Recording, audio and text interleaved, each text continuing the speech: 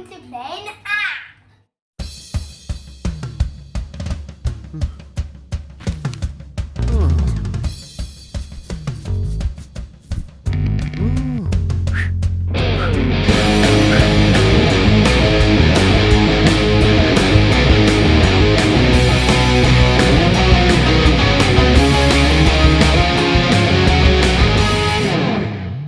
Hello and welcome to the third edition of Playin Art, brought to you by 1over8 and Ironcast Media. Episode 3, and you're still coming back for more, so I guess we must be doing something right. We have had a couple of absolutely brilliant acts to start off proceedings for us, so thank you very much to Lee and Scott. If you haven't seen those interviews, do head on over to the page and check those out. And today's no exception whatsoever. We've got another brilliant act lined up for you. She's a great giggle, and I'm looking forward to having a good chat with her. So without further ado, let's head on over to her home in Barnsley. Are you there, Steph? I am here, Graham. Excellent. Thank you for coming on and being this week's guest. Have you been keeping busy? I think everybody's in the same sort of position, aren't they? Especially musicians, where we're trying to keep ourselves busy by doing stuff like this. Yes, just making things up to keep ourselves. Kind of be creative. That's it. Yeah. Yeah. I found myself making loads of TikToks. Yeah. Well, that's a good way to do it. I like your TikToks. They're good. Everybody at home should go and check out Steph's TikToks. Follow me on TikTok. Steph Shaw 25. That's my TikTok handle. Go check it out. They are, and I follow back. They are definitely worth watching for a good giggle. Really well edited as well, a lot of them. Well, I am a professional TikTok creator. I'm just trying to go viral. TikTok. I'm a professional TikTok. What's the like TikTok equivalent of an influencer? Well, social influencer. Right. Okay. Yeah. And I think you can just, it's an umbrella term, influencer, so you can just, can attach to any sort of social media platform. Yeah, I suppose it does. I don't know why I've got like Instagram from it. Maybe just the in bit. Possibly. I bet it came from Instagram. Maybe. There's not many influencers on Facebook, is there? No. Well, we've been keeping busy, haven't we, by talking to each other on a daily basis on our little group that we've got going. Which is kind of the birthplace of what we're doing now, Playin Art, which we kind of had a little brainstorming session, didn't we? And came up with a name and Playin Art. Yeah, I like its name. I do. Playin Art. It's tan, isn't it? Yeah. Other than keeping me in check with my various crazy schemes and things, what else have you been doing during lockdown? What, in this lockdown or in all three lockdowns? In general, really, from give us a condensed rundown from March last year. Yeah. I'll give you it in chronological order. Yeah. So lockdown 1 is quite a busy one. Me and dog were walking quite a lot, and I learnt to bake bread. Awesome. I think everybody did that. Yeah. Yeah. In my head, I wanted to become TikTok famous, so I created a TikTok account. You've achieved that. I don't think I have. You will have after people see this on here today and then go. I only got 9 likes on my last video. I'm gutted. So yeah, that, and I think I did a few live streams on Facebook as well. Yeah. In first lockdown, second lockdown, it didn't really feel like a lockdown. That second one, no, it just felt like a lockdown. Like 2 and 3 are like mushed together, aren't they? It's just like same thing. Yeah. So in this lockdown, I don't know. Like today is like a big day for me. It's like a day trip out or something. I've got dressed because there's something to do, something different. Yeah, I've got something to do. I'm still taking dog for a walk and stuff like that. But I don't know. It's just so cold, and I don't even want to get out of my bedroom. I just want to watch telly, and I'm not even bothered about cooking or all like that. So yeah. I still not even done a live stream. I still do kick myself now and again when we're doing like these video calls and stuff like that, because it is. It's like Back to the Future. Yeah. It's definitely. Yeah. They've definitely hit a few markers there, didn't they? Yeah, do you know what? Like in that first lockdown, we did quite a few Zoom calls, didn't we? Like, this is the first time I've seen you in ages. Yeah, it is good. It is a lot different to have someone in front of you to talk to, isn't it? Rather than just like talking. Yeah, just on phone. Letters. Yeah, it's not the same. Yeah. So You've got to be careful what you're saying behind the mic because they can see you. Yeah. So yeah, that's what I've been up to. I also run a pub as well in Barnsley. It's called Jolly Tap on the Arcade. Right. So I go in once a week, twice a week, whatever, and just check, see if we've got some posts to make sure everything's all right, and keep cleaning them lines. Yeah. Oh, that gives you something to get up for, I suppose, doesn't it? Yeah, there's not much to get up for, but yeah. You get up and go and do a little bit and then come home and the rest of the day's your own, I suppose. Yeah, true. That's not too bad. You should come and visit us. Yes, everybody should. Everybody should, but only a few of you at a time. Add us on Facebook. Probably limited numbers to begin with, but yeah, probably. Yeah. I mean, that in the pub scene's so obviously been really badly hit by the pandemic and everything. Not only the businesses of the business side of owning a pub, but the punters and things like that. I don't really think that social scene's really transferable to Facebook and Zoom, is it, really? No, I had an idea that we should have get all us regulars into a Zoom thing like this and have a night out but in, and I was oh, that'd be a really good idea, but then it'd be quite tricky because it'd be like the Anforth Parish Council, wouldn't it? It would, yeah. You'd have to have little. Just keep to that. Yeah, you'd have to have little. You'd have to have little groups within Zoom, so that there could be a little conversation going off over there, a little conversation going off over there, but you can just hear a little bit of other people's conversations, so you can tune in. That'd probably be a bad idea, but I was thinking about it. No. And that virtual pub. Yeah, we just need to find a way of getting a beer out or a PC. I know I'd keep me behind my PC a lot more. I'll be barmaid, but you've got to bring your own beer. Yeah. It's the right idea. Yeah. Why has not before of that? Yeah, just virtual pour. Yeah. What you want? Oh, there you go. There you go, that's it. So how have you been finding doing things like Facebook Live? Do you enjoy it? First one I did, I actually really enjoyed it. I thought it was quite a good laugh. Yeah. I'd seen quite a few people doing them, and at first I was like, "Oh no, I'm not doing that. I'm not doing that." Everybody's were really professionally set up, and I was like, "No, I can't do it." And then I think I saw yours, and I was like, "Oh, don't go off mine." Oh, I think I can do better than Graham. So. Well, that's it. Yeah, good benchmark. I'm kidding. So I thought, I think we were in group chat or something, and I'm like, well, you know what? I think I might do a live stream. And Kevin Graham's like, oh yeah, when are you going to do it? I'm like, I don't know, in an hour or something. And you're like, you can't do it in an hour. You'll get no views. And I did it anyway because I thought, well, I think you did and got twice as many views as my best at that time as well. Yeah, I got quite a few views. I think we were steadying 200 people, just on there constantly. Yeah. I think it was 180 to 200 people. You did have a lot on. You had a lot on. They were the good thing about them things is the banter that flies about underneath, I think. Yeah, but really that's the thing. It weren't bad, that one, because I felt like there were a little bit of banter. Yeah. And me as a musician, I kind of thrive off that because it's a laugh, innit? And half my songs are quite depressing. But you are very engaging with your audience, I have to say. Yes. Yeah, you always do. So yeah, that was a good laugh. And that second one, I don't know, I just weren't feeling vibes or something that day. And and then I never did another. I just I left it to professionals to do. Well, now we've promoted you on here, you'll have to get back on with it. I might do. It's a possibility. Good. I know that a lot of people look forward to listening to you sing because you're awesome. Thanks, Graham. I know that I don't do it enough, but I always think that less is more. So you've got to leave them wanting more, aren't you? Yeah, definitely. Don't give them too much. No.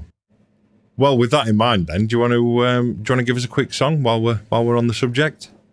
Yeah, I can do. So this is a little song called Gypsy, and it's by a small-time band just breaking through right now. I think this year's going to be their year, and they are on Spotify if you want to go and check them out. What are they called? They're called Fleetwood Mac. Fleetwood Mac, right, okay. Heard of them. No. You've probably not heard of them. No. So yeah, that's what I'm going to do. I'm just going to get my guitar if that's great all right. Yeah, go for it. Anybody that's not seen Steph play before might not know that she likes to include one or two Fleetwood Mac songs in her set, but they really do suit her voice, which you're about to find out. I'll hand you over to Steph then, just for this quick song. Looking forward to it. Cheers, Steph. No problem.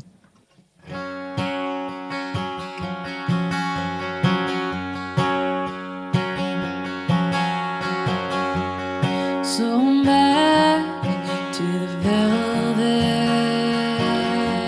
underground, back to the floor that I loved, to a room, some lace, paper flowers, back to the gypsy that I was, to the gypsy that I was.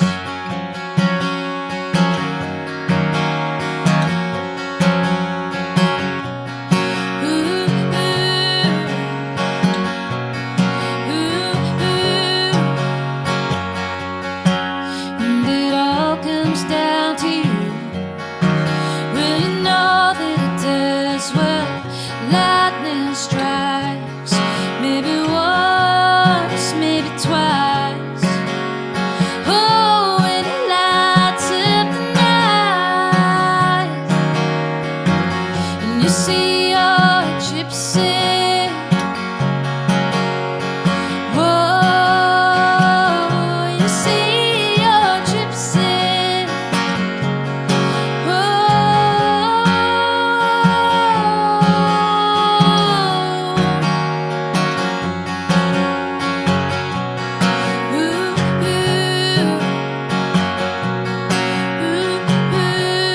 To the gypsy that remained, her face is freedom and a little fear. I have no fear, and I've only loved. And if I was a child, and a child was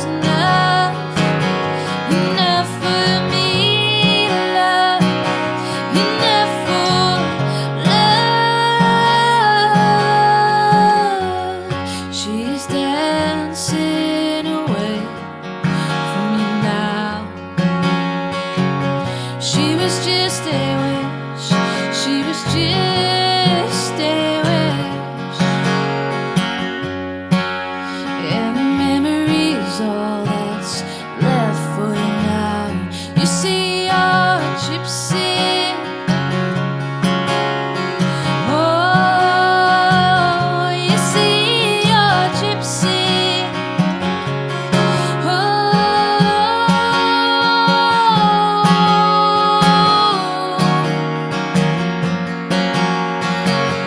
Lightning strikes, maybe once, maybe twice.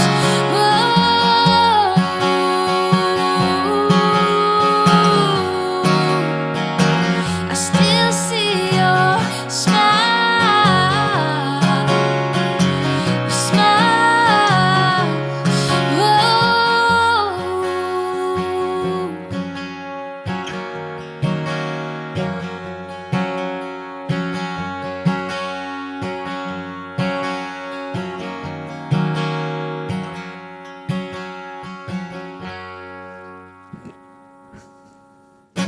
Beautiful, that, Steph. Absolutely amazing. Thank you. Awesome. Thanks, everybody. I hope you liked that. I'm sure everybody at home will have absolutely loved that, Steph, because I can't think of anybody that wouldn't, to be honest. Fantastic. Right. So, digging into a little bit of your musical taste then, obviously you're a Fleetwood Mac fan. We found that out. That is correct. What other stuff are you into? Maybe locally is Kate Rusby, probably. Right. I think she's this. Yeah. And I, like my college years and uni years were really like heavily folk like influenced. And then I don't know, Tracy Chapman definitely is like, ace. And I don't know, maybe that's about it. I do like some good choices in there. There is, yeah. Like I'm going to throw Kate Bush in. I think she's ace. I love Kate Bush. I'm not sure if it's just because it reminds me of my childhood, because my dad really into it. I can remember him getting an album for his birthday one year, and it was kind of weird to me at the time. The music, it's weird, and it's really strange. Like, I like simple pop songs, mate. I don't know if you've noticed. I just like a simple song, a simple melody. Let's keep it like blah blah. But like Kate Bush is quite like insane, and she's just insane. So, what was it originally that got you into playing music and singing? I think I've always like wanted to do it. Yeah. I think that I'm a little bit an attention seeker. Yeah. No, not an attention seeker. In a good way, though. In a good way, like like being working in a bar. I feel like I hold this power that I like. I think the word you were looking for earlier is psycho. I'm not psycho, but I like to make people happy. Yeah. So whether that's playing a song or telling a joke or I don't know, juggling or something. You like entertaining people. You like. Yeah, I think I've always known that I wanted to do something like that. And I can remember like being really young, so I must have been like 6 or 7. Mm-hmm. And I can remember begging for a piano. Like right. I wanted like a proper piano, like not a keyboard. I wanted a. Did you get one? So I got this like little Casio keyboard for Christmas, and it came with like a couple of books. Yeah. But I could barely read, so I'm not going to be able to read music. So what I used to do is, like Mum would have soaps on or whatever, and I'd sit there and I'd spend like hours and hours trying to figure out like EastEnders theme tune or something like that, or Coronation Street or something.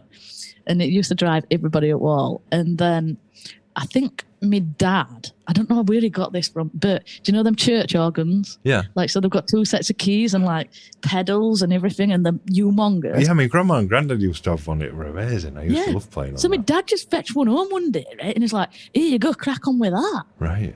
Like, so that was like my first instrument that I ever learnt to play. And then I think I was at school, and my cousin, it's like, oh, I'm going to guitar club. Are you coming? I'm like, I don't want to play guitar. It's not cool. I'll stick to my church organ band. And it made me go, and I'm like, I ain't even going guitar. And then my mum had one in loft, so I just borrowed that. Right. And after about 3 weeks, he quit, and I just carried on because like I was obsessed. And I was like, I need to learn more. And then I used to be like, take my guitar out on the street, and people would be like, play us a song. I'm like, can you guess what this is? And like, no. I'm like, what do you mean no? They're like, well, sing along or something. So I did, and people were like, no, you're not bad actually. Like, you should carry that on. You should maybe pursue it as a career. Yeah, and that's how it started. Well, I'm certainly glad you did, because we started doing some stuff together, didn't we, before the pandemic hit? Yeah, so we just... I think we'd only like met up a few times before you collared me, Graham, into joining. I don't know what it is, like a duo. I guess, yeah.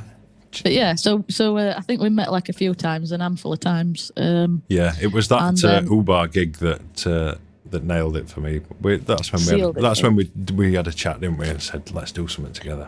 Because I was doing. Is that when we had a chat? Yeah, I was doing a gig there, and you came and stole my guitar off me and basically finished gig. Yeah, like I said, attention seeker. I still got paid for it, so I didn't mind. It's not about money, Graham. It's about doing it because you love it. It is, but you were there and you're better, so I'll let you do it. I wouldn't say that. I think I might have been drunk. You were drunk.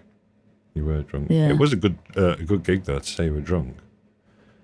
I think I only did one song, didn't I? I think we got a couple out of you. It was probably Dreams and JCB songs. It will have been. It will have been. So that being a particularly good gig, which it was, there must be, you know, obviously the flip side of that. What's been a particularly bad gig? So I was once doing a gig at St. Mary's Church, right? Right. And let me tell you, it sound was spot on. I've like played my heart out and everything. And there were a celebrity there. There might have been two, but I remember one celebrity being there. Right. And it was something to do with college. And can you remember Pete Waterman? Yes, yeah. I think he's like behind Kylie and, you know, yeah. fame behind Kylie and all that stuff. Yeah. So I'm like, right, I'm going to play this song. And I played Luca by Susan Vega. And it's a sad song, right? Mm-hmm. It's about like child abuse and all this stuff. So you're not going to be like laughing and joking around, are you, when you're playing this? No. So like Pete Waterman comes up to me after and is like, that were all right, that. He goes, you need to smile more though. That's what he said. Really? I need to smile more when I'm talking about kids getting beat up. And that didn't sit right with me. Yeah. So I don't really think the song called for it. Definitely not. Wouldn't really suggest that you were particularly feeling it and in the song at the time, would it? I think that's when my career took a nosedive, is when I didn't listen to Pete Waterman. Well, I don't know. I think a few people got by not doing, but obviously there are those that did. And then like another story is I was doing this gig in like a pub. I think it was in Dodder or something like that. And I quite like it when people heckle me. Right. I think it's a laugh. Do you like it? I don't mind it. I quite like it. As long as they're not being nasty, if it's, you know, banter, then that's fine. If they're just having a laugh. Anyway, so we're doing this sound check. And this bloke starts like, so I like played like, I don't know, like a verse or a song. And I'm like, yeah, that sounds all right. I think that'll do. And this bloke's like, are you going to play some tunes or what? Yeah. Anyway, then this other bloke turns around. He's like, talk to her like that. Anyway, so this bloke, he punches him who's like heckling me. That escalated quickly. It was mental. I'm like, what's going on? And I was like, stood there with my guitar. I'm like, no, it's fine. I'll just play it. I don't care. Anyway, bloke who were knocked out on the floor and were heckling me, he got kicked out. Right, and then which usually is the case. Didn't get kicked out. I think somebody bought him a drink. I was like, what? And that bloke was my uncle. Oh, right. Well, it's good to know your family's got your back.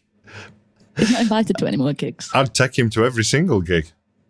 No, I don't think it'd be appreciated. No, I don't know. No, I've got, you know, look at that definition. I think there's an air of professionalism comes from taking your own bouncer. He just turned up. I don't know who invited him. He's not usually invited to gigs at all. You know what it's like. Keep him away. Keep him away. Don't tell Uncle Stu. Oh dear me. But yeah. Well, we've got the bad gigs out of the way now.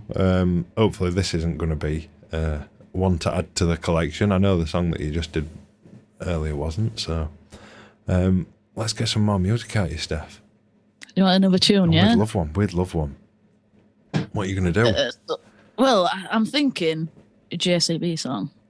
I think you should do a JCB song. You think I should do it? I think you should. I think it's become your signature song. That and Dreams. Yeah, and Dreams. Like, my best mate hates it, and he's like, why do you play this song all the time? It's crap. It's gorgeous. I like it. Yeah, it's quite cool. It's about JCB. It's what Really? Have you got any sort of connection to that personally, or is it just a song that you like? It kind of reminds me of like my dad. So like, he used to work on a farm.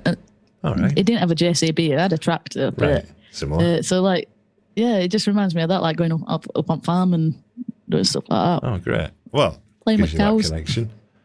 Great stuff.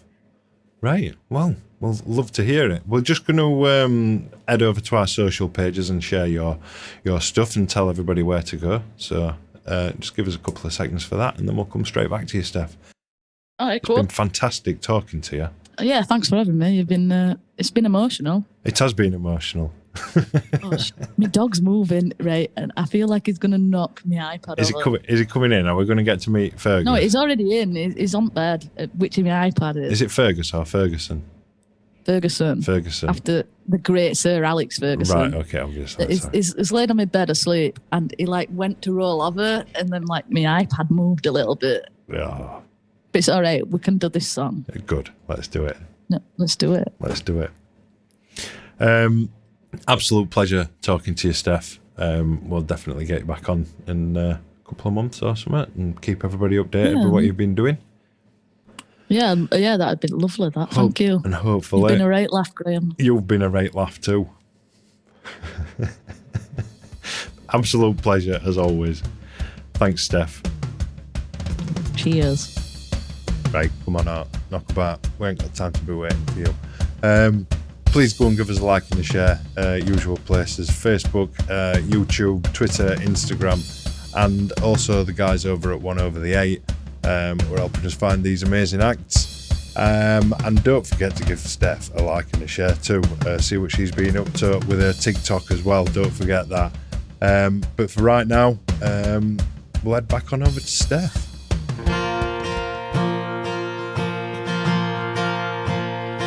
Well, I'm rumbling in this JCB. I'm 5 years old, my dad's a giant sitting beside me, and the engine rattles my bum like berserk while we're singing, don't forget your shovel if you wanna go to work. My dad's probably had a bloody hard day, but it's been good fun and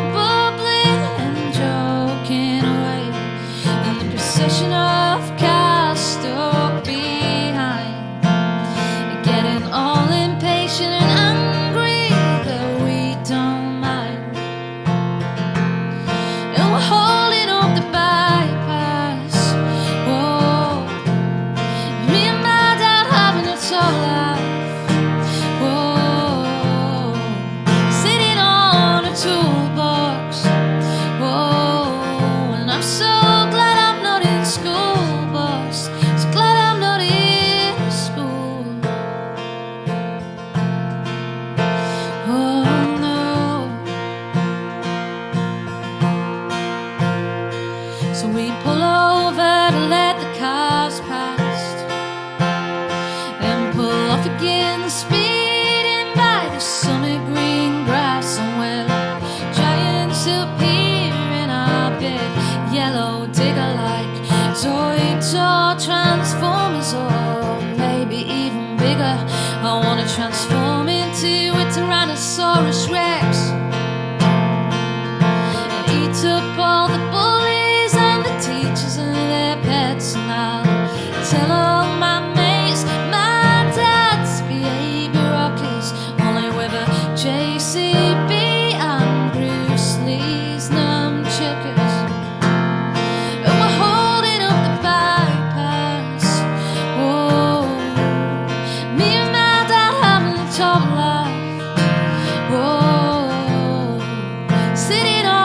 Toolbox, whoa, and I'm so glad I'm not in school bus, so glad I'm not in school. I said I'm Lee Camp 5, my dad's Bruce Lee, drives me around in his JCB. I'm Luke Camp 5, my dad's Bruce Lee, drives me around in his. Said I'm Lee Camp 5, my dad's Bruce Lee, drives me around in his JCB. I'm Lee Camp 5, my dad's Bruce Lee, drives me around, and we're holding up the bypass. Whoa, me and my dad having a tough life. Whoa, sitting on a toolbox. Whoa, and I'm so glad I'm not in school bus, so glad I'm not in school. Oh.